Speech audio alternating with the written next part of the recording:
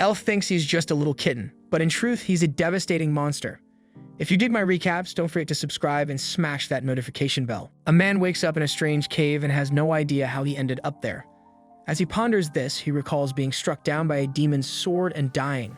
Thus, this must be a reincarnation, although he has no clue how it happened or what he has become. Amidst his confusion, he accesses his system menu and discovers he has reincarnated as an S-rank behemoth creature. Such monsters are known in human literature as so perilous that an entire army is required to defeat just one. Considering that in his past life he was a warrior who swore his sword in the name of humanity's protection, the man feels a tremendous internal conflict.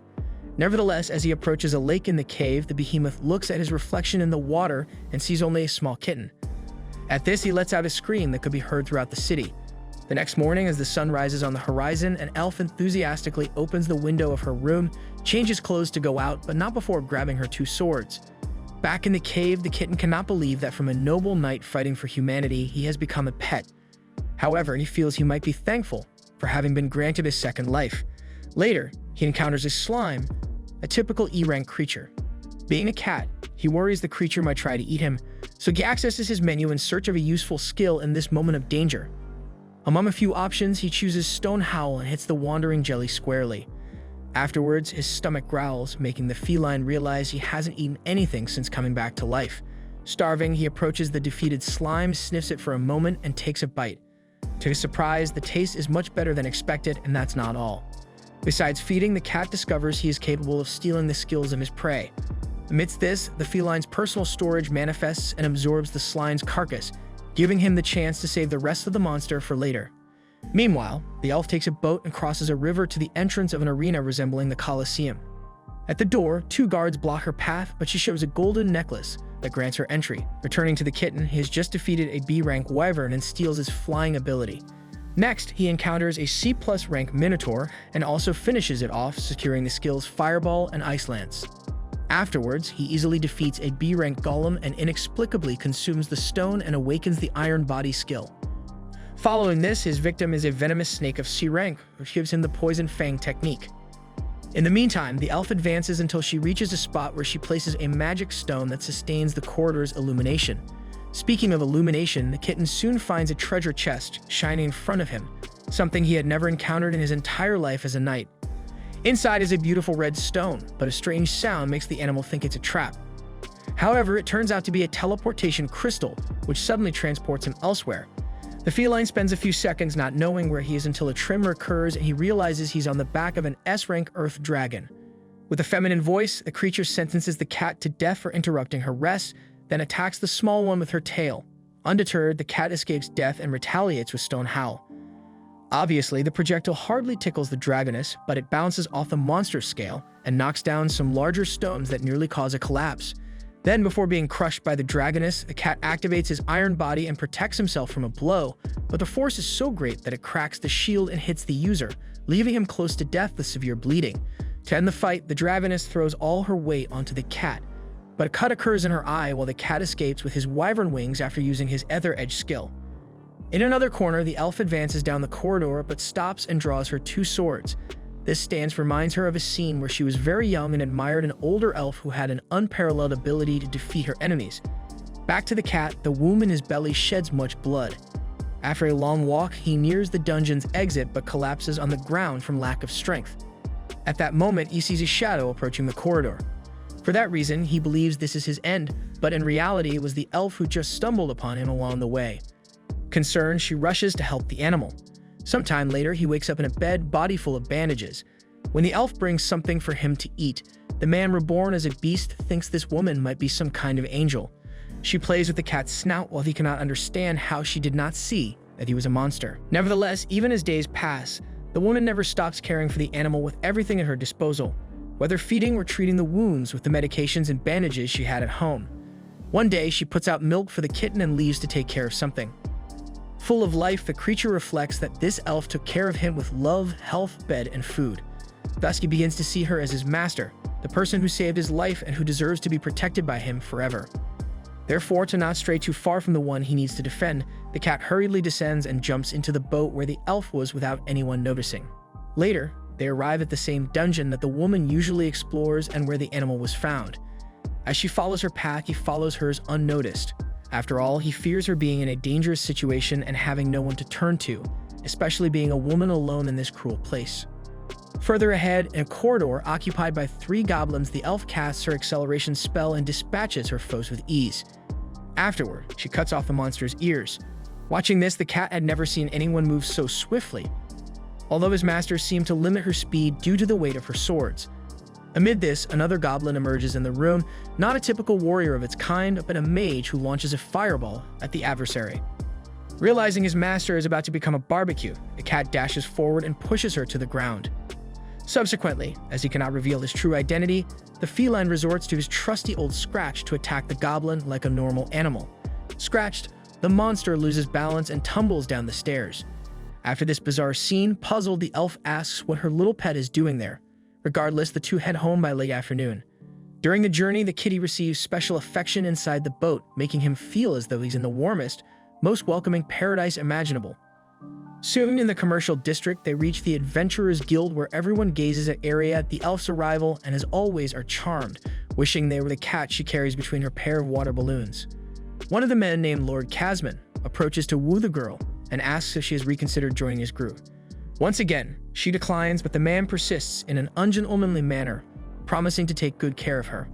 When the kitty sees the man reaching out to his master, he leaps and bites him. Lord Casman reacts, and the feline totally loses it and scratches the human's face, who also loses his cool and draws his sword against the cat. At that moment, the man charges at the cat, but the receptionist, Arnold Holzweisenegger, prevents him from behaving aggressively inside the guild. Pretending to have another commitment, Casman gives the perfect excuse to leave as quickly as possible. Then, Aria thanks her great friend Anna, as she calls Arnold. Besides her, the other adventurers also praise the receptionist's attitude. Aside from that, Anna notices that Aria is carrying a new little friend as if he were a knight in shining armor protecting his princess. Speaking of which, the elf explains that this kitty saved her twice. For that reason, she decides to name the little one Tama, having officially adopted him as a pet. Hearing this, Tama realizes he will have a permanent home and no longer needs to struggle in random caves. Subsequently, Aria hands over the goblin's ears, proving she completed her mission. Given the adventurer's results, Anna assures that Aria will soon be promoted. After settling the matter, Aria takes a moment to pet Tama, but as she ended up in a particularly sensitive spot on the animal's body, he didn't react well, causing quite a commotion. Hours later, the elf is drunk, complaining that her kitty doesn't pay attention to her. She says that if Tama doesn't correct his behavior, he won't be allowed to bathe with his master. After the scolding, Tama is indeed taken to bathe with the woman. Although he always tries to act like a noble knight and not look at the elf undressed, he encounters several obstacles along the way. In the midst of the bath, Aria asks if she will ever be strong, since a long time ago, the place where she was born was attacked by demons. However, someone named Holy Sword appeared and saved the village from danger. Since that day, Aria promised to be strong like that savior. Hearing this story, Tama knows that the Holy Sword is called Alicia, the heroine of Ragnarok.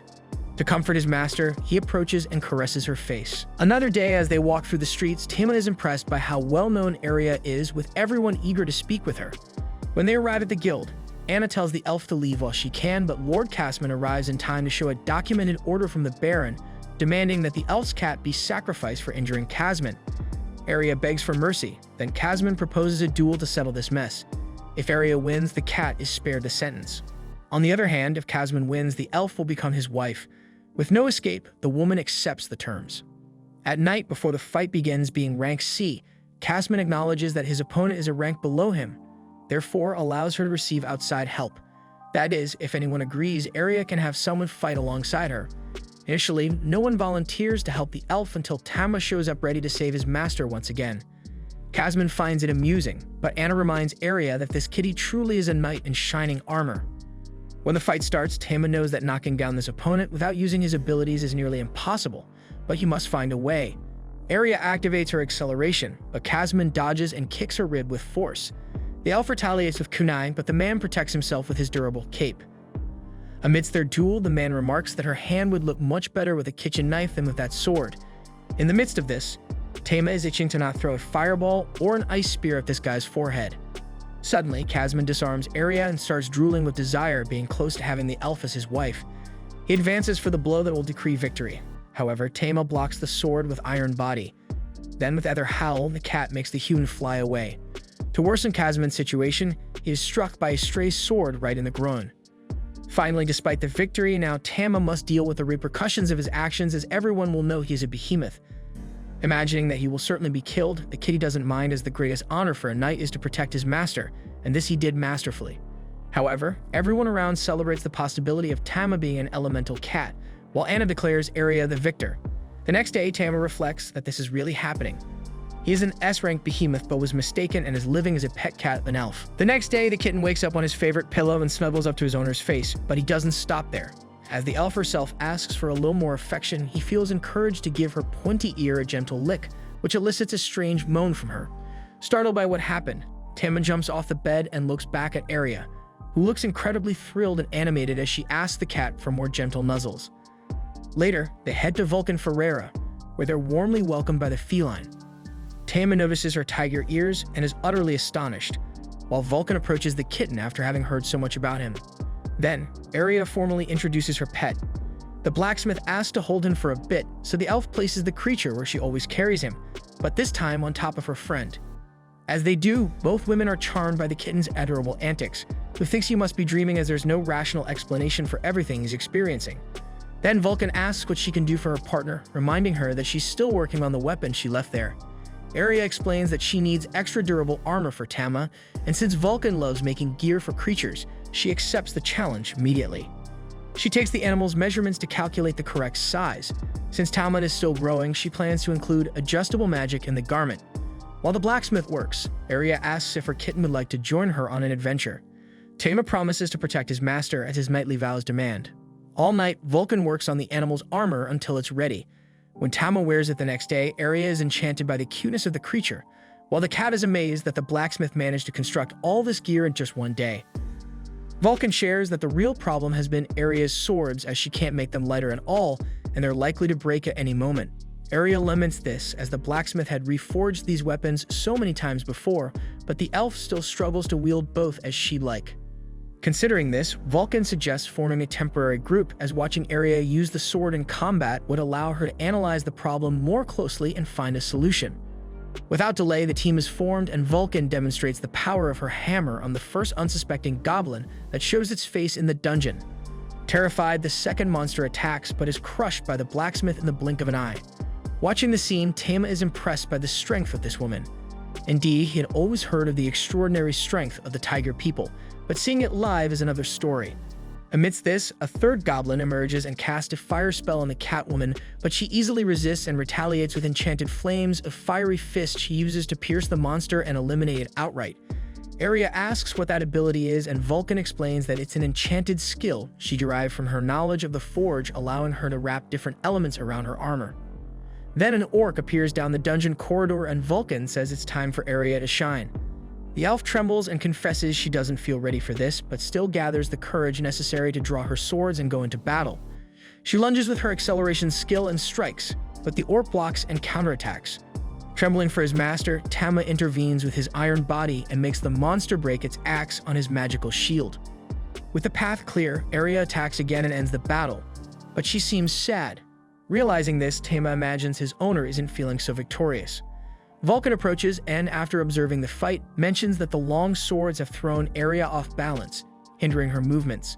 With this, the elf begs to know more, as she wants to become stronger. In this case, her friend mentions that the next floor of this dungeon has the perfect monster for that. Upon reaching it and seeing that the Catwoman was talking about the Ropers, D-level weak monsters, Arya can't hide her frustration.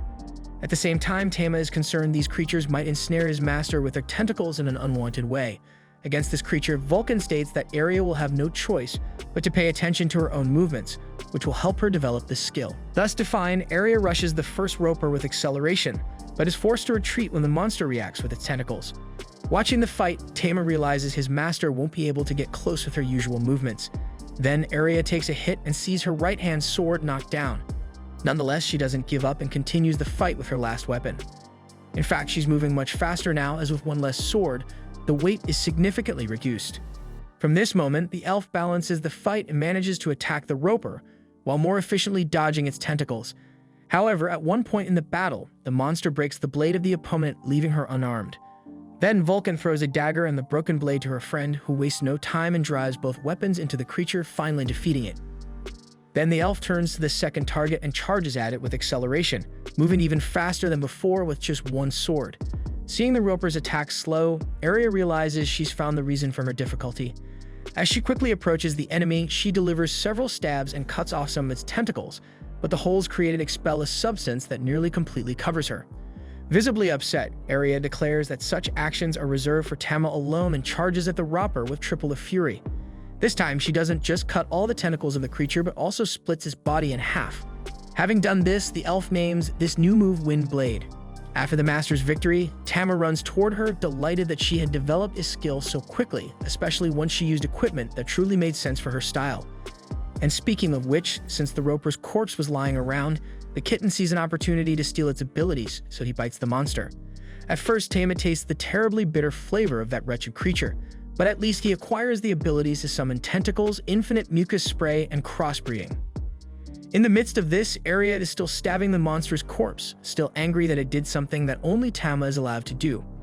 After the battle, Aria mentions that she adopted 2 long swords in honor of the Sword Saint, but she really doesn't get along well with them. On the other hand, these short weapons fit perfectly with her style. Agreeing with the master, Tama gently strokes her face.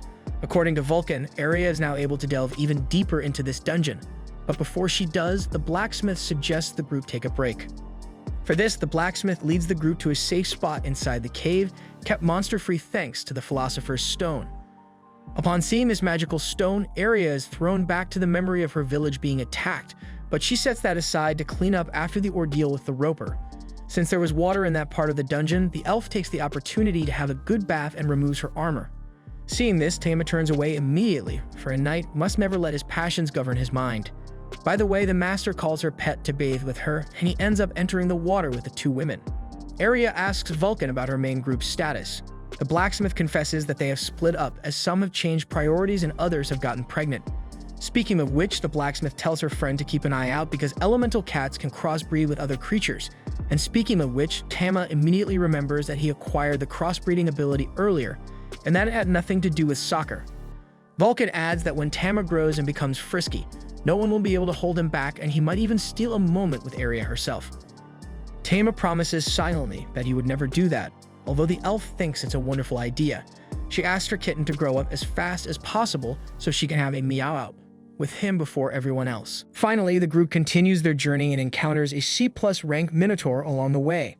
The elf is scared because of the high level of the monster, but Vulcan assures her that she will be watching the fight if necessary and that this will be her friend's final test. With that, Aria accepts the challenge and charges at the minotaur. Confident, she uses the Wind Blade, but the effect is far from expected as it barely injures the enemy. Seeing that the situation is worse than expected, Vulcan intervenes with her hammer, but the bull defends itself with its shield. Then Aria attacks several times with her new ability. Although not strong against the opponent, it wasn't fast enough to catch her. On the 3rd attack, the elf manages to hit the minotaur's eyes, causing it to hit its club against the wall and cause a collapse on Vulcan. To prevent a tragedy, Tama uses the Ether Howl to scatter the rocks and save his ally. After that, Aria advances again and pierces the minotaur's chest, ending the duel. Having done that, the woman can hardly believe she defeated a C+ rank monster. In turn, Vulcan surrenders to the power of the male cat that saved her so heroically. At night, the group returns to the guild and hands over the items collected to Anna, who is moved to see her elf friend being able to defeat such difficult enemies. Then it's time to celebrate with a good drink at the tavern.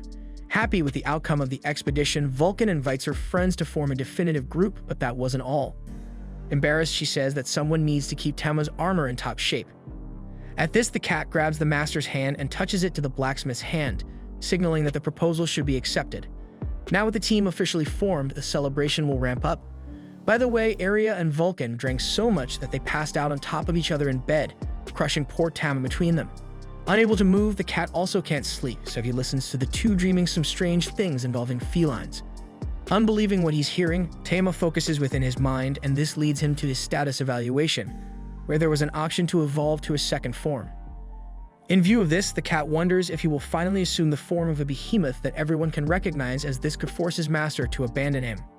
On the other hand, if he can always stay as a little kitten, he can stay by Aria's side forever. The next day, Tama is still in the form of a kitten until he and his master see two men beating a defenseless little girl, accusing her of being a thief. Aria approaches the two, and they notice that on her shoulder is the elemental cat that finished off Casman so they run off without a second thought. Arya helps the little girl, asks her name and where her parents are. The girl's name is Lala, but she lowers her head when asked about her parents.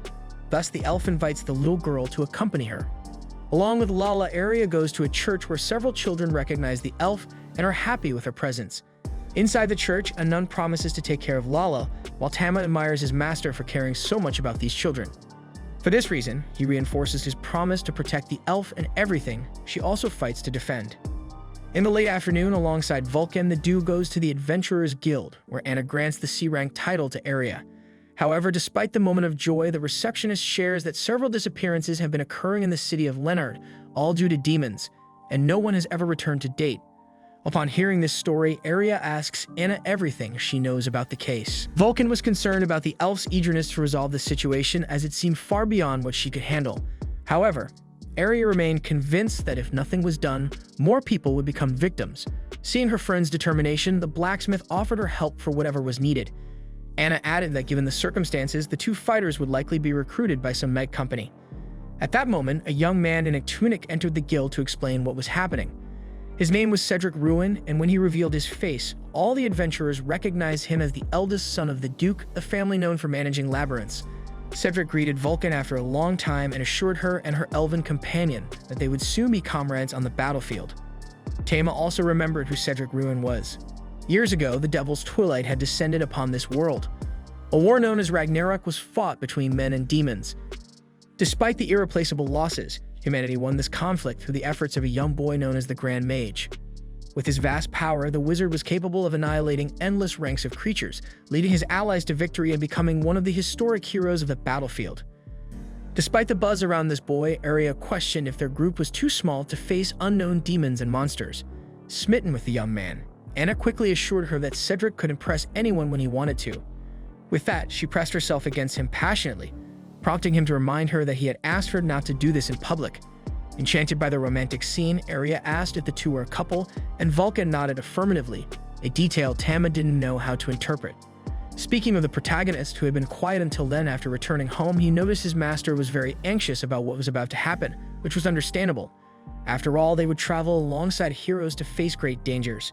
The cat licked the elf's face, which she took as his attempt to cheer her up somehow. In response, the elf kissed the cat on the mouth. Caught off guard, Tama tried to focus his mind during this delicate moment. Finally, the expeditionary group set off for adventure, and the comrades introduced themselves to the strangers. The man with silver hair was Danny, while the humanoid monster was Howard.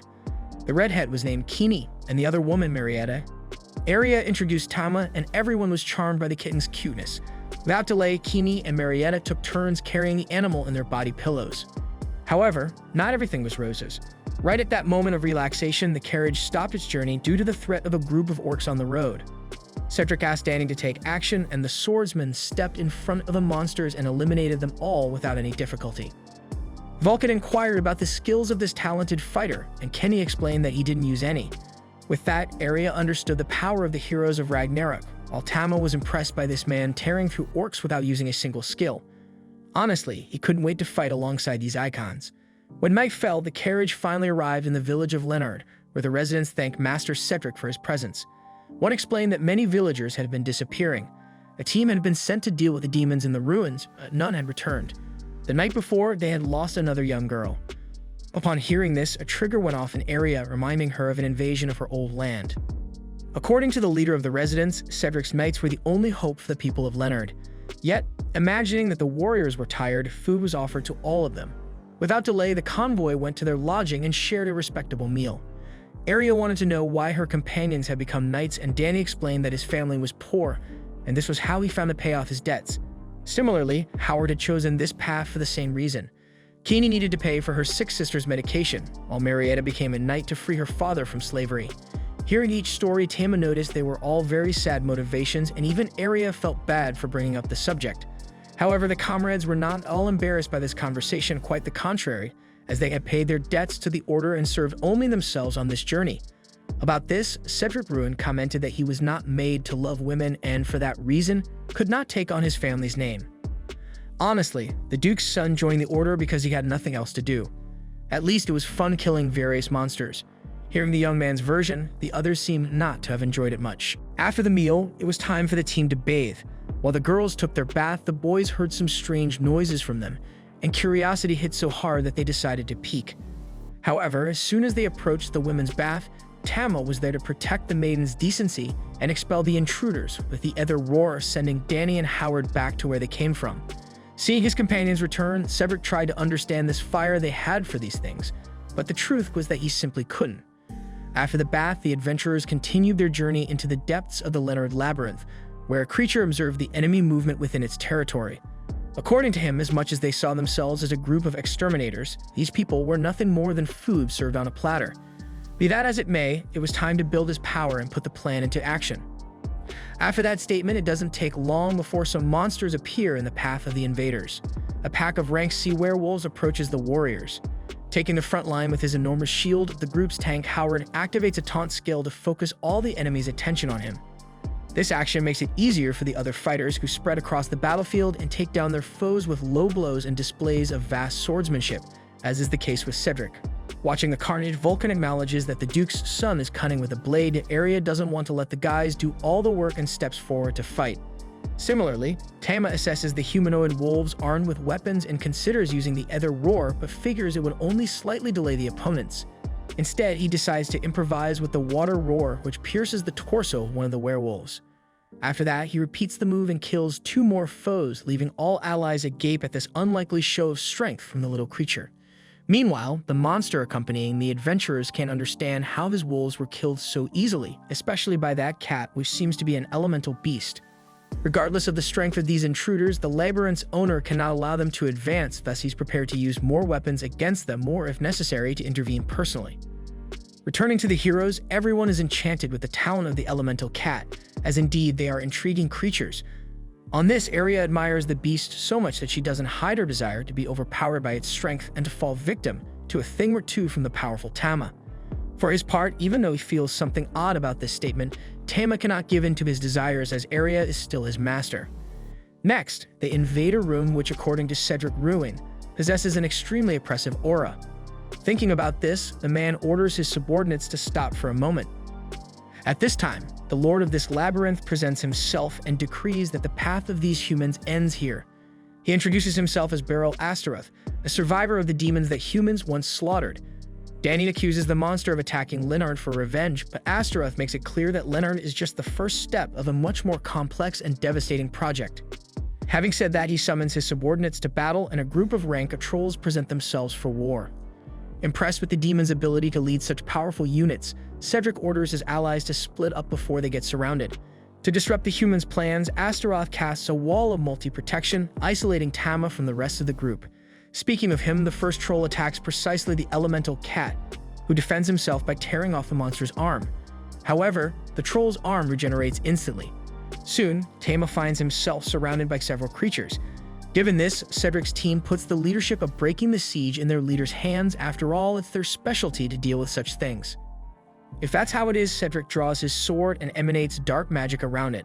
Laughing, he charges towards 2 trolls and rips them apart, without any chance of regeneration, which removes 2 pieces from the board.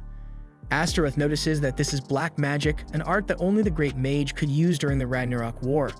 To this, Cedric simply states it's going to be fun, or rather, fun just for him. Tama tries to retaliate with a stone roar, but the rock causes minor damage to the target, which regenerates immediately.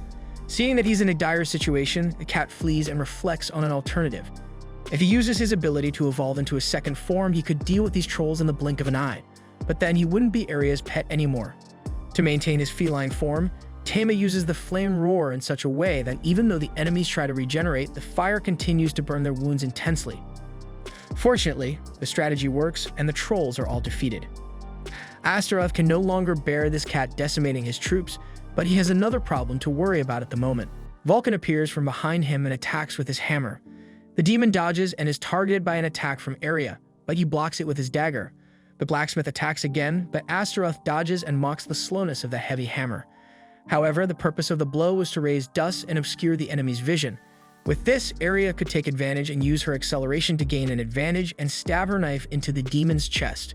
He imagined that this would accomplish nothing, however. A light emanates from the elf's blade and amplifies the damage.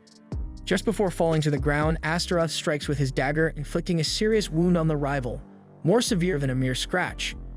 Everyone quickly gathers around the elf, while Tama fears the dagger might be poisoned. Still alive, Astaroth smiles and assures that the elf won't be alone, as all humanity is destined to fall when true power returns. While saying this, the demon is petrified and dissipates into the air. Meanwhile, the poison in Aria's arm spreads and Cedric is sure it's dragon poison. Therefore, Howard places the wound on his shield and everyone rushes back to the city in search of treatment. When they return to Leonard, the doctor decrees that the poisoned one has only a day and a half to live, as no one has ever been able to neutralize a dragon's toxin. Although there is a method to be tried, collecting the eye of an earth dragon. Although all members of the group are in favor of hunting the earth dragon, Cedric is against it as they don't have time for that and need to think of a quicker alternative. Amidst this, Aria screams deliriously with pain and distresses Tama, who decides to fly out the window. During his flight, he reflects on how his master is on the brink of death, just as he once was saved by her. For that reason, the behemoth is willing to do anything to repay the favor, even if it cost him his own life. With this in mind, he heads straight to the ruins where he reincarnated as an elemental cat and encounters the earth dragon he once had to face. Upon arriving in front of the enemy, Tama is asked about the reason for his return, having already fled once. Tama then declares that he will be the one to defeat the beast. In turn, the dragon laughs at the cat's audacity and assures him that he will pay for what he did to her left eye. Deep down, Tama knows he cannot defeat this enemy in his current form, so he decides to evolve once and for all into a behemoth. After gaining that monstrous body, Tama attacks with the roar of flames, but the dragoness barely feels the expected damage and counters massively, breaking the behemoth's guard with a headbutt and viciously biting his neck, nearly ending his life. With that, the earth dragoness is sure the battle is won, but this was part of Tama's plan. By making his rival lower her guard by feigning death, Tama retaliates with Flame Edge, lashing out at the enemy's eye with his fire-coated tail, ending the fight. Thus, Tama hurries to bring the eye to his master, but before he realizes it, his feline form returns. For a moment, the cat is puzzled by this situation, but knowing there's no time to dwell, he places the earth dragoness in his inventory and flies back to his friends. Shortly after, Aria was in her final phase of the poison spreading through her body, soon to be completely consumed. Vulcan wept copiously in the company of the other companions until a thunderous noise occurred outside along with the shaking of the earth itself. The adventurers rush to see what it is and spot the massive body of the earth dragon, with Tama wounded on top of it. Despite the strange scene, Cedric hurries the others, as time is short and cannot be wasted with questions at this moment. With that said, Aria receives treatment and amidst her unbearable pain, she dreams again of her traumatic past. When she was 13, her village was attacked by demons seeking the Philosopher's Stone, killing all the resisting inhabitants. Aria fled through the forest until a group of demons found her and demanded the stone's location. The elf will never forget the warm, uncomfortable sensation of that day, as she felt a warm, uncomfortable sensation as fear overcame her. However, as the demons advanced with their weapons drawn, an elemental cat appeared to oppose them. Reflecting on this, Aria believes it was that day she began to love cats. After the treatment, the elven warrior nearly lost her life but survived, and all her friends closely monitor the process, providing all necessary support. In turn, upon reuniting with her partner, Anna hugs Aria tightly and bursts into tears, convinced she would never see her again. Some time has passed since then, but as the toxin is powerful, Aria is still recovering slowly, not being 100% yet. Taking advantage of his master resting, Tama returns to the local dungeon and reflects that he was able to save Aria, but his behemoth form simply reverted without warning.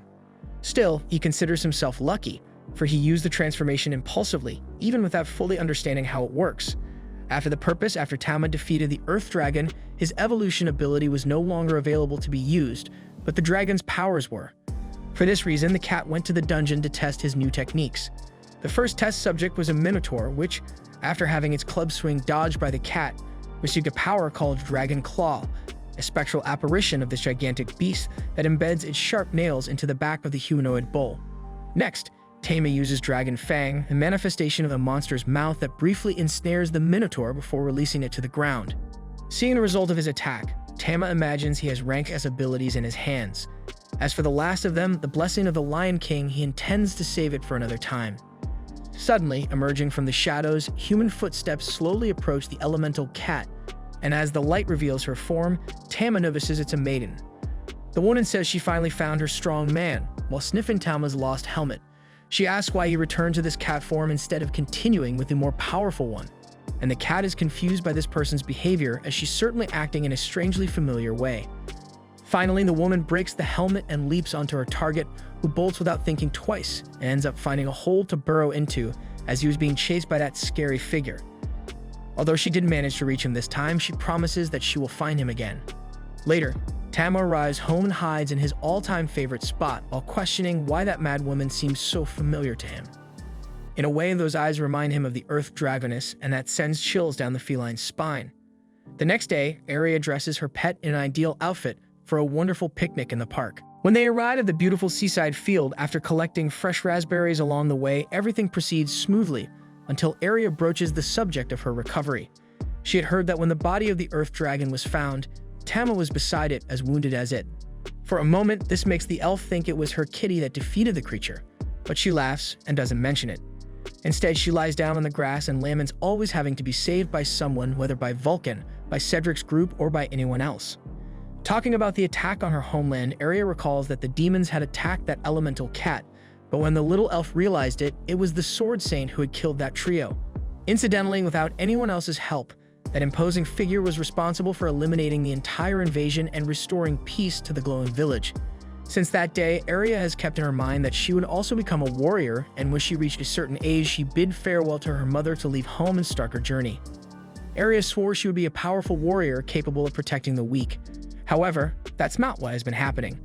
While highlighting this detail, the elf threatens to cry, so Tama sympathizes and rubs against his master's arm.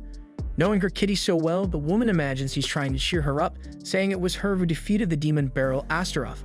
Deep down, she understands that perhaps she is not the best at recognizing her own achievements. After the picnic, the pair head to Vulcan's workshop to pick up a shipment of equipment. Thanks to the reward for defeating Astaroth, combined with the sale of items collected from the trolls he commanded, Aria managed to amass a small fortune enough to commission weapons and armor made from an excellent material or a chalcum. Despite its extreme durability, it keeps the gear quite light. So when she dons her new, well-crafted, modest armor, Aria feels the lightness of the material mixed with Tamahavan steel, providing extra protection. Later, the trio travels by boat to the dungeon. Mid-journey, Tama buffs the group with the blessing of the Lion King, granting resistance to fire and ice, and making their bodies lighter. With this, Aria is certain that her pet is concerned about her ongoing recovery and is doing everything to preserve her physical condition. During the expedition, when the team encounters a goblin ahead, Aria attacks without a second thought. Even without using her acceleration technique, her speed is so high that the monster can't keep up, losing its head before it realizes what's happening. After accomplishing this, the attacker celebrates the quality of her new equipment made by her blacksmith friend, as well as Tama's buff. However, malevolent laughter is heard once again. It's the mad damsel who chased Tama the day before. According to her, it's her and Tama's destiny to be together.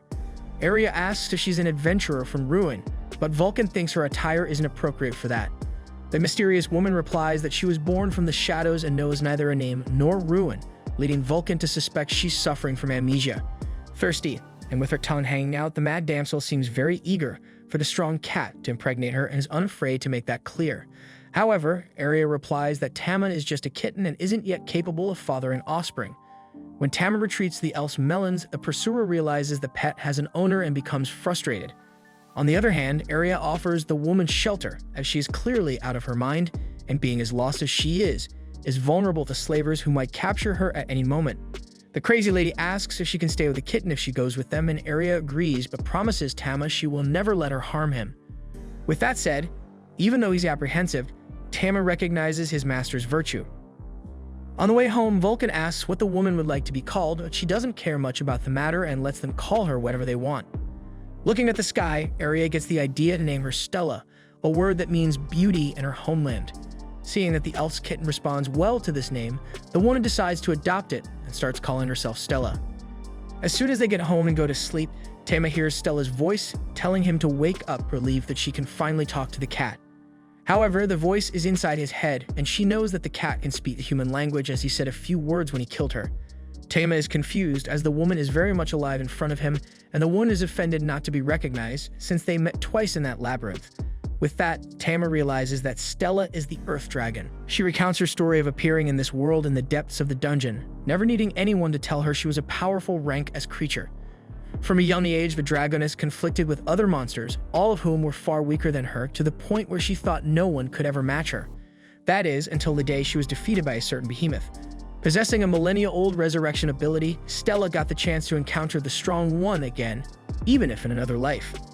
After being killed by Tama, the Dragoness was reborn as a human within the same labyrinth, took the clothes of a dead warrior, and found the lost helm of the elemental cat. Since then, the woman wandered through the dark dungeon in search of the one who defeated her. Hearing this, Tama considers that the Dragoness returned to seek revenge, but she explains that she has no intention of fighting, as she is in a state of submission to the victor. The great truth is that, having never met someone capable of defeating her, Stella is more in love with the one who was strong enough. With that said, the woman leaps at the creature in search of his bodily fluid, but Aria catches her pet and shields him, causing Stella to flee like a scared animal. The elf makes it clear that Tama is hers and has no intention of handing him over to anyone, so Stella decides to back off, at least for today. Yet, through telepathy, she wants Tama to remember that she truly loves him. Hearing this, Tama looks at Stella and reflects that she looks human, but is a dragon inside, meaning they brought a real monster home. The next day, Stella is devouring everything in sight at breakfast, asking about each item she's about to pop into her mouth. Telepathically, the Dragoness asks Tama who this area is, sensing something special about her since, although she appears fragile and delicate, she controls a powerful creature like a behemoth. Tama explains that this elf is his savior and master, whom he is sworn to serve. Speaking of which, he asks the woman not to tell Aria that he's a behemoth, as it would drive them apart forever. To the Dragoness, this is music to her ears, so much so that she demands, in exchange for her silence, that Tama mate with her. However, she changes her mind, deciding not to rely on such low blackmail. Instead, she wants to win the feline over on her own merit. After breakfast, Aria takes Stella for a walk down the street to jog the dragon's memory. The elf asks if her new companion recalled anything about her life before they met, to which Stella mentions that she lived in battle. Hearing this, Aria believes the woman might have been an adventurer and wonders if she was surprised to meet the elf, as it brought back old memories. Stella admits she couldn't help being surprised, especially since the blonde has Tama as a pet. Listening to the conversation, the cat understands the Dragoness's position. As for monsters like her, the law of the strongest always applies. In other words, she must imagine that if Aria is Tama's master, then she must be stronger than him. To stimulate her friend's memories, Aria suggests they train on an adventure, and she likes the idea. Thus, they head to Vulcan, and Stella gets herself some armor. Honestly, the girls think she should consider something more robust, but the woman finds that heavy armor restricts movement too much, which she can't stand.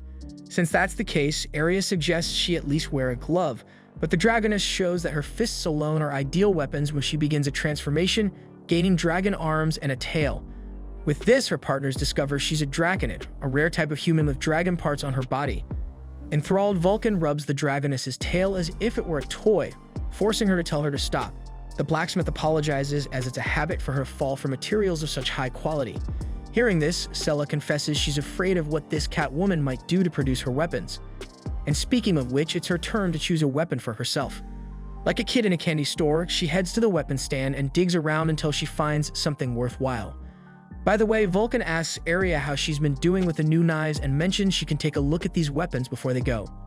Just then, Stella had just found her ideal equipment for this training, a gigantic iron shield. Seeing that this woman is holding such a behemoth with one hand, everyone's jaws drop, especially Tama's, who thought that given Stella's temperament, she would prefer a sword or an axe, but a shield is something else. Telepathically, Stella confesses she never cared for that type of armament, but being killed by Tama taught her a lesson that we must always take care of our defense. Since the topic came up, the woman wants to know if the fact that he took her life bothers him, but she shares that she is grateful for it, as falling to the behemoth taught Stella what true strength means, along with love, of course. Finally, now it's time to find something to attack, because not even an adventurer lives by defense alone. In a hurry, Stella runs to choose her weapon like a child in a toy store, leaving the shield loose for Vulcan to hold and prevent its fall. Without delay, the Draconid finds a huge sword to try out, and Tama just wants to see where this will go. After the purchases, it's time to head to the dungeon and test Stella's real strength. At least she seems quite confident in her abilities, but still, Aria asks Tama to take care of the new companion. Vulcan announces that they should look for weak monsters to warm up, but Stella had already dashed ahead in search of the first challenge. Up ahead, she encounters a trio of goblins, so Aria and Vulcan tell Stella to stay back while they handle the danger, but instead, the Draconid simply tosses her weapons into the air on impulse, initiates her transformation, and violently tears open the chests of two enemies. Her colleagues stand agape at such power, while the sword and shield end in the ground after descending again. Remembering that her equipment exists, Stella decides to use the sword to finish off the last monster, and she does so without any mercy, in a blow so powerful that it shattered the poor creature. Then, with the blood of her enemies dripping down the blade of her sword, the woman screams that this is so much fun. Watching his companion after the victory, Tama reflects that he could expect no less from an earth dragon, but he truly hopes she doesn't stray along the way. Arya again mentions that there must be something to bring Stella's memories back even more now that she seemed to have fought on instinct. About this, Tama reflects that it was just a resurrection, but Stella really needs support. Speaking of her, the woman is trembling all over with the desire to face something stronger, so her partners think it's time to go down a floor to find bigger challenges. Next, they all go to the second floor, and the dragon faces a pair of orcs with a smile on her face. She tests the robustness of her shield by hitting the monsters hard with blows using this equipment. Watching the scene, Arya thinks that even this floor is too small a challenge for this lady. Because of this, they descend to the third floor where Stella has never been before. Vulcan and Arya try to explain something important to her before starting the training, but Stella ignores the two and leaps forward, waiting for new challengers. With that, she raises her head and notices the presence of a roper. Uncontrollably, the woman feels a huge repulsion for this weird creature, while Tama tells her that they have an extra advantage against female enemies, so Stella should retreat. Without a second thought, Stella vows to end this disgusting creature and lunges at it, but the roper catches her sword with its tentacles and sprays its dubious liquid onto the draconian's body. This sends her into a fury upon realizing what this beast has done to her. Seeing her react instinctively in desperation, Tama summons his own tentacles to protect his friends and restrain the roper. Having done that, he unleashes a water howl that pierces through the monster's body, ending the battle. Telepathically, the cat inquires why Stella lost her composure over such a weak monster, and she believes that her recent fight with Tama himself had destabilized her mind. For his part, Tama understands that he might not be in the best position to say this, since he was responsible for killing Stella, but he reassures her not to be afraid as he will protect her. She must continue training, he says, but now as a human, not a dragon. Moved by these beautiful words, Stella falls even deeper in love with the elemental kitty, but nevertheless, it also serves as a motivation for her to lift her head and take the hint. In the midst of this, Vulcan excitedly comments that their quartet will form a fine team, and Stella learns that this team business is about humans banding together for adventures. After all, alone they would easily fall, but together they draw strength from unity. Meanwhile, after being bound by her pet's tentacles, Arya is eager to repeat the experience and doesn't hide this from the cat, who is embarrassed and unsure how to please this particular lady. Anyway, the group moves on. Arya and Vulcan highlight that Stella will fit right in with them, and Tama shares this sentiment, as long as nothing out of the ordinary happens, of course. Later, Vulcan teaches some basic military tactics to Stella so she won't be so lost in the fray. She explains that with the right equipment, Stella will be the tank, the pillar of any group's defense, responsible for stepping forward and absorbing enemy attacks, and her sword will serve her well in striking back offensively. With this explained, the Drago finds it a great idea to be placed in the front line. As they resume their journey, Tama reflects that having Stella as the tank fits like a glove, allowing the others to focus more on their attacks and giving the elemental cat more freedom to act on the battlefield. That is, if everything goes as planned, since the draconian woman hasn't shown much tactical discipline so far. Speaking of which, upon spotting a group of orcs passing through the labyrinth, Stella bangs her shield with her sword to attract their attention. One orc charges at her, but the woman shatters his axe with her shield and counters with her sword, slicing off the monster's arm and sending him running in terror. Furious, the tank chases after her foe, while Tama laments his companion's behavior, although she's doing well for her first day of training. At that moment, he casts Lion King's blessing to buff his partners. Arya asks the cat not to forget about the tentacles, leaving the creature flabbergasted. Subsequently, the elf and the smith attack the orcs and knock them down one by one.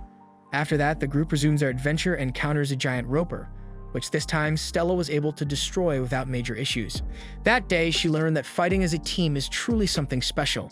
Later, they head to the cave region where there's a kind of pool, and the Draconian doesn't waste time stripping down and diving into the water. Following suit, Vulcan and Arya join in, forcing Tama to maintain his honorable knightly vows. After the expedition, they go to the guild and introduce Stella to Anna, as they need to register her as an adventurer. However, before doing so, the receptionist introduces them to a man named Reese, who has come to make a request for Arya. Tama is excited to see that someone has come to make a personal request for his master, while the man explains that he would like the elf to protect some of his goods on a multi-day journey. He also invites Vulcan on the mission. She remembers she can't leave her shop closed for so long, but promises to try to finish all the work before the trip, so she could accompany her friend on the mission. Lastly, Stella asks what kind of goods they will be protecting, but since he cannot say there, Reese takes them to the warehouse to see for themselves. Arriving there, it turns out to be the skeleton of the Earth Dragon that he recently purchased at an auction, and Stella is speechless upon seeing her own body from her past life right before her eyes. Reese explains that this is the skeleton of a powerful creature that turned against its enemy. At least that's what it seemed to the merchant, prompting him to buy this merchandise. Seeing Stella fixated on the skeleton, Tama asks her through telepathy if she's okay, and she responds that it's strange because the moment she looked at it, she remembered being killed, which filled her heart with pain. Actually, the pain comes from the strong emotion she feels for the powerful Tama. At that moment, Anna arrives and before Area leaves, gives the elf a promotion tag for rank B. After that, the group sets off for the escort mission and Anna and Vulcan bid farewell to the travelers. Along the way, the adventurers encountered some dangers, but so far none have been able to stop the progress of the carriage as Area, Stella, and Tama did their jobs very well. At the end of the day, the group sets up camp and Reese hands Area some lily of the valley. Stella asks if the stuff is tasty, and the merchant explains that his wife, Eliza, loves these flowers and he used to pick them for her. Discovering the man has a wife, Tama understands why he has no eyes for his master.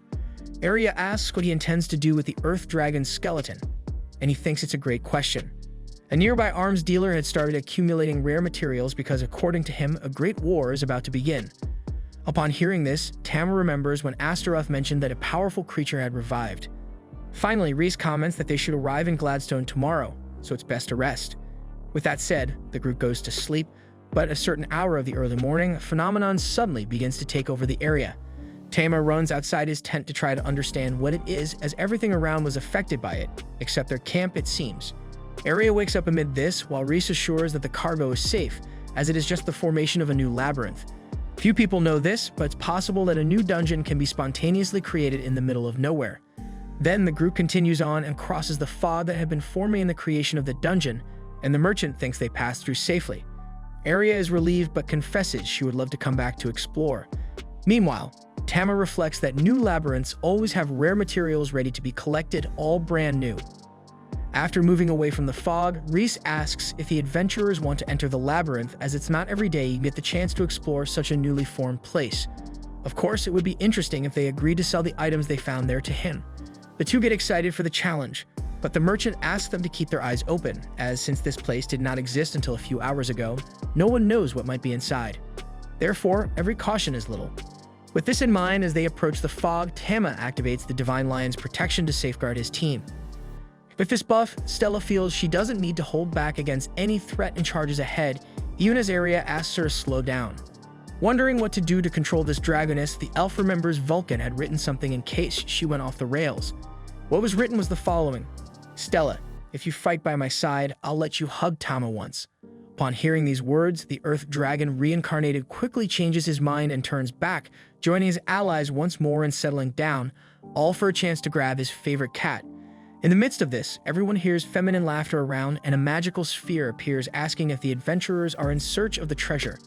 The orb asks to be followed, so Stella doesn't think twice before chasing after it, but the maximum projection carries the group into an ambush, where two giant monkeys advance on them. Stella does her job as a tank and taunts the enemies, making them focus on her. When one of the monkeys headbutts her shield, Area takes the opportunity and kills both monsters. Area praises the excellent teamwork of her companion, but she warns she didn't do it for the team, but specifically for Tama. In the midst of this, a nearby bush starts shaking and a feminine, innocent voice pretends that there's no one there. Stella orders the person to come out before they have to go after them, and two fairies emerge, both of completely different sizes. The small one introduces herself as Lily, a high fairy, while the larger one is Fairy, a high dryad.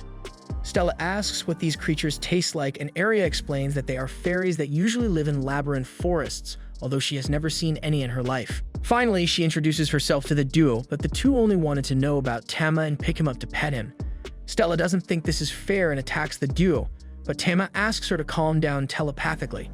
The dragoness argues that these pests tried to kill the group by throwing them into a trap, but Lily responds that this isn't true. It turns out that she and Fairy only wanted to be friends with the elemental cat and wanted to show him the way to the treasure. Speaking of treasure, the Dryad reveals the grand item hidden behind this labyrinth. Upon opening the box, the group of adventurers discovers that is the exquisite flask of a potion that certainly seems very rare. Lily and Fairy tell that other treasures like this exist there, but to reach these items, the adventurers must obtain the key that is in that tree surrounded by a swarm of evil giant bees. By the way, they are attacked by the insects, forcing Stella to protect herself with her shield and Tama to react with the Either Howl, while Aria complements with the Whirlwind Cut, hitting all the bees in their path. After their victory, Fairy picks up Tama again, emphasizing how strong he is despite being so small and cute at the same time. Lily praises the cat's two companions, while Stella makes it clear she's the type who gets things done. Meanwhile, Aria retrieves a key from a tree and Lily and Fury explain that she will be responsible for opening the door to the labyrinth's boss, who guards the dungeon's main treasure. Aria imagines that this place must hold some very rare items and suggests the group should rest before proceeding, as they are tired from the long journey and unsure what lies ahead. At this point, the fairies ask to be taken to a human city, as they have always wanted to visit one. At dawn, the fairies are enchanted by their first visit to a city, and Aria asks them to stay close so they don't get lost. But the pair are so mesmerized that they run off towards the first enticing smell they detect. Consequently, the elf has to scold them, reminding them that they could be captured if they are careless, since fairies are rare and valuable. Finally, Aria announces it's time to head to Reese's store and see what they can find along the way, only to see the fairies escaping once more and grabbing a bowl of human food from a stall, which Stella insists on trying. The elf hurries to tell the stall owner she will pay for the food as he was losing patience. Then Fairy has the chance to try this food he had never seen before. Upon retrieving the rare item from the labyrinth, Reese is delighted to find it is the Tear of Truth, which prevents the person who consumes the liquid from lying. The merchant imagines it must have been a great effort to find this item, and Aria was about to explain the situation when the fairies burst into the room, acting like two mischievous children. Upon seeing them, Reese is somehow moved and apologizes for becoming emotional. But the truth is he had never seen fairies before. He then mentions he forgot to handle a matter and leaves without further explanation. Later, at bedtime, Stella approaches Tama to claim her reward, a hug from him. But the cat slaps the dragon human. However, this time even Aria admits her companion did a great job. Therefore, she asks her pet to grant just one hug. Reluctantly, Tama complies. At this moment, even Stella can hardly believe what she's about to achieve, so much so that she doesn't know how to claim her prize after such a long attempt. Finally, she pats the little creature and then enthusiastically sniffs his belly. Meanwhile, Vulcan approaches the escort group after finishing her work in the city, but is surprised by a skeleton emerging from the ground. As it poses no great challenge, the blacksmith easily crushes it with her hammer, but as a bell tolls, a purple energy envelops the scattered bones and Vulcan tries to understand what's happening. At that moment, the escort group reaches the boss's door and turns the key. Then the fighters enter the portal, leaving the fairies behind who cheer for their companions. Upon arriving on the other side, the team faces a rank B intent dragon, which quickly attacks with powerful magical projectiles, striking Stella's shield hard. But the tank doesn't back down, advancing despite the threat, hitting the dragon with her shield and drawing its attention to herself. Aria tries to take advantage of the distraction to flank the enemy, but it notices the tactic and throws its tail at the elf, forcing Stella to rush back to protect her ally with her shield. She ensures she will keep the beast busy, urging her companions to join the battle and resolve the situation. As she taunts the dragon as much as she can, Tama is impressed by what his partner has been capable of doing in such a short time with the group. Again, the tank explains that she's the type of person who resolves things. When the intent dragon attacks her with its claw, the woman grabs its entire arm and creates an opening in its guard that Tama knows he must quickly exploit. Without hesitation, he launches the flame howl and grabs the enemy with his tentacles, while Aria runs with acceleration and slashes its throat, inflicting a fatal wound that finally ends the fight and secures the victory for the invaders. Tama celebrates the fact they have killed their first boss and praises the master, while Stella boasts, claiming they couldn't have succeeded without her help. Then the group finds a treasure chest containing 2 scrolls. They are activated and transfer maximum energy into Aria's body. With this, she acquires an ancient ability called Sacred Blade. With the achievement, the group returns to the labyrinth forest in search of the fairies, but the two are not outside. Tama runs towards the bowl with the food Fairy was holding, fearing something bad has happened to them. Meanwhile, Reese rings his bell in his office and imagines it won't be long before some event begins as he looks at a portrait of Eliza, his wife. Returning home, the group walks worriedly around the forest, having no clue where the two had gone. When they return to the city with heads bowed, Stella and Aria tell Vulcan everything that happened, and the blacksmith suggests they look in the tavern. Suddenly, a butler enters the shop along with two hooded figures, announcing that Count Gladstone is searching for Arya. As he spoke, it was clear this man scrutinized the women's bodies in an objectifying manner. Scanning each woman in the room, he remarks that Stella and Vulcan possess a notable presence and beauty, and that the Count would certainly be pleased to see them. Stella has no idea what the man is talking about, but refuses anyway. Arya makes it clear they are busy at the moment and promises to visit the Count in the future, whoever he might be. However, the butler explains that it's a crime to refuse a command from the Count. Vulcan starts to realize there's more at stake and says they will get ready immediately. Thus, the butler waits for the women in the carriage outside. As the man leaves the shop, Stella asks why they need to go with this lunatic, since they need to find the fairies, but Vulcan mentions that she's heard some intriguing things about this Count Gladstone. Later in the carriage, the blacksmith reveals that this noble is known for kidnapping women. Stella asks if he could have taken Lily and Fairy, and Vulcan explains that's exactly why they are going with the Count's butler. As time passes, the group arrives at the noble's mansion at dusk, and the butler knocks on his master's door to announce that the guests have arrived. The Count orders everyone inside, and upon seeing everyone on his sofa, he comments that he has never seen women as beautiful as these. Vulcan thanks him for hosting her and her friends, and Arya does the same. Hearing this, the noble snaps his fingers as if struck by a great idea and states they could become his concubines, in other words, essentially his lovers. The handsome man assures that no one has ever regretted this, while Tama reflects that this ugly man is as repulsive as the rumors claimed. At that moment, the butler arrives with a jug of tea and serves a cup to each guest. Gladstone asks everyone to drink, and the women are obviously wary of the beverage, unsure of its contents. Vulcan says she's not thirsty, but the Count insists they at least try it. As such, Arya brings the liquid to her lips, making the man nearly drool in anticipation. Before the elf can drink, Tama activates the Lion King's blessing to buff her allies and prevent any harm from coming to their bodies. Soon, all three sample the tea, and without hiding his joy, Gladstone asks what they thought. To his surprise, all three loved it and even asked for more, leaving the Count extremely confused and questioning his butler why they didn't pass out. At his master's ear, the servant confesses he doesn't know, but will prepare a stronger dose. In the midst of this, Stella punches the table and demands to know where Lily and Fury are. Without hesitation, she grabs the Count by the shirt, but he insists he knows nothing. Through telepathy, Tama tells her to ease off and she releases the man. Trying to smooth over the situation somehow, Arya still apologizes for her friend's inappropriate behavior, but the Count begins to accuse all of being demons that have possessed these women's bodies, and that he will need to use his family's secret method to cleanse their bodies and souls, starting by locking them up immediately. Hearing this, the butler claps his hands to command the noble's subordinates, hooded and armed men who surround the girls. Stella thanks the heavens for getting them into this mess and prepares to take the guys down, but Tama says through telepathy that now is not the time. Arya and Vulcan tell the Count they didn't come to cause trouble, until a soldier informs the butler that an army of the undead has invaded the city and is terrorizing the population.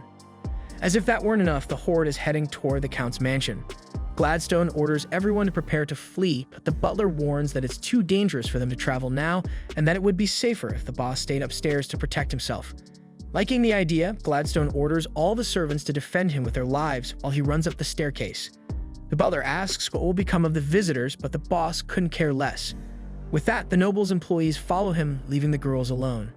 Arya confesses she's worried about the people in the city and wishes to go out to do something against the invasion, and her friends agree that action must be taken. Outside, hordes of skeletons wreak havoc around the territory while people run desperately and fight for their lives. Arya and Vulcan direct the inhabitants to escape to the hills, and as the people manage to flee safely, the elf begins to fight alongside her elemental cat pet. Stella doesn't lag behind and smashes some undead with her shield, but finds the fact that they're so fragile too boring. Nearby, a skeleton approaches a defenseless child, but Vulcan saves the little girl by smashing the monster and placing the girl on her back to escape. When she returns to her allies, she states they'll never be able to defeat all these skeletons and that they should find the caster instead. So Arya thinks it's a good idea for them to split up. Vulcan will guide the inhabitants and protect this little girl, while Arya, Stella, and Tama set out in search of the one responsible for conjuring these creatures. Meanwhile, the Count shelters on the rooftop next to the butler and a soldier as the group of protagonists hears the sound of a bell ringing towards the mansion of the Reese. They arrive there and come face to face with him, and he explains that he's only seeking revenge as Count Gladstone killed his fiancée Eliza. Driven by hatred, the man conjures more skeletons, and Tama notices that he is definitely a necromancer. Reese confesses that alone he can barely conjure two skeletons, but with the help of Lily and Fairy, he can do much more.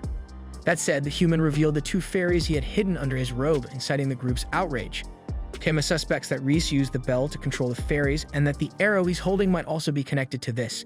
Speaking of which, Reese uses the arrow to drain the mana from Lily and Fury to fuel his selfish desires of summoning a true army. After all, as Reese himself says, fairies possess extraordinary mana, and with the power from them, the human was able to unleash an explosion that turned his entire house into ruins, making way for the skeleton of the Earth Dragon that Reese was so eager to procure. Having given him everything he needed and more, the man sarcastically thanks the enemy group for without them, none of this would have been possible. Then the necromancer moves to the center of the giant skeleton's chest, as if it were the heart of the conjured beast. Filled with rage at seeing her body desecrated in such a manner, Stella charges through the horde of skeletons, knocking each one down with ferocity, but the dragon swats her away with a paw. Tama springs into action with the other howl, shattering the enemy's skeletal tail, but each bone from the structure returns to its original place, reconstructing the tail with high precision. Now it's Aria's turn, who unleashes her new skill, Holy Blade. With the holy damage, the Earth Dragon is finally struck, but the problem is that this skill drains a lot of mana from the user, risking her physical integrity. Noticing this, Tama realizes he cannot evolve into his behemoth form at the moment, so he warns Stella that their master can't use Holy Blade again just yet. They need to buy some time and rescue Lily and Fairy. Without delay, the Draconian charges with her shield against the horde of skeletons, clearing a path towards the dragon, while Tama follows the same route through the air. In the middle of the city, the population sets up barricades and defends themselves as best they can, but Vulcan appears not to leave the people stranded. The little girl breaks free from her back and runs towards her mother, then the blacksmith drags her hammer across the ground, forming a line that soon transforms into a fire barrier to block the enemy's passage. Back to Tama, he uses the flame howl and hits the target, but Stella is crushed by one of the dragon's paws. Using her immense strength, the Draconian lifts the paw with her shield as a base, vowing not to lose to any mere empty husk. Tama sees this as an opportunity to conjure his tentacles and grab Lily and Fairy, clearing the way for Aria to finish off Reese. As the elf prepares her skill, Stella uses her integral traction technique to strengthen her legs, free herself from the paw, and slice off the beast's left arm with her sword. Tama joins the attack with the flame edge and cuts the dragon, while Aria delivers the final blow to the beast's core with Holy Blade. With that, the monster vanishes into thin air, leaving the necromancer on the ground, deeply lamenting that all his vengeance has gone like dust in the wind. Aria approaches and asserts that this isn't even the true man that Reese is, and that Eliza would never have asked for vengeance. Nevertheless, the man will never forgive Count Gladstone, and so he rings his bell again to command his army towards victory. However, this time only one skeleton moves. Approaching the summoner, the monster takes the hand of the man and assumes the form of his wife, casting the illusion of a beautiful field around them. Eliza smiles and says that her husband never thinks straight when he's upset. Reese begins to cry and begs her forgiveness, admitting that it was all his fault. Eliza adds that he must repent for his crimes, and though it won't be easy, he will overcome this challenge. With that, the woman disappears forever, taking the bell along with her, as well as the entire army of skeletons, which depended on the item for control. In the middle of the city, Vulcan is surprised to see the undead vanish into the air as is Gladstone, who was shaking with fear as the monsters climbed the roof. The next day in the public square, the population gathers to witness an execution. Inside a tent nearby, the Count's butler claims this is the chance for the chief to demonstrate power. Then, Aria arrives with a jug of tea and serves a cup to Gladstone, who drinks the liquid with a smile, enchanted by the flavor of what seems to be a rather expensive beverage. On this, Tama agrees that the tea was not cheap. Shortly after, the Count proceeds to the guillotine, where Reese Greybone is positioned for the fatal cut. However, before anything else, the noble presents the population the true heroines of the city, Aria, Stella, and Vulcan. With that, he announces the execution of the man responsible for bringing this calamity to the people of Gladstone and asks what led this man to act this way. Reese responds that he sought vengeance for his wife's death, and Gladstone admits that he killed Eliza, but confessing this earlier would have ruined his plan. Upon hearing this, the population is shocked, and the Count realizes he has spoken without necessity. With a potion in hand, Aria asks if the Count knows anything about the women who disappeared in the city. Disoriented, Gladstone confesses everything on the spot, admitting that he eliminated each one. Desperate, the noble inquires what the hell is happening, and the elf explains that she placed a bit of truth drop in the tea he drank, forcing him to confess his crimes in front of the entire population. Enraged, the people begin to express their outrage against the corrupt and criminal leader, especially because the missing women were relatives of these individuals. Driven by hatred, they could personally take care of Gladstone, delivering justice with their own hands. After this, Reese thanks the girls for everything they did for him. Many days later, having confessed his crimes publicly, Gladstone lost his title as Count and was sentenced to life imprisonment, while Reese Graybo managed to escape the death sentence and was merely sent to jail. Hey guys, the source will be in the comments. Make sure to subscribe to the channel so you don't miss the upcoming videos. See you.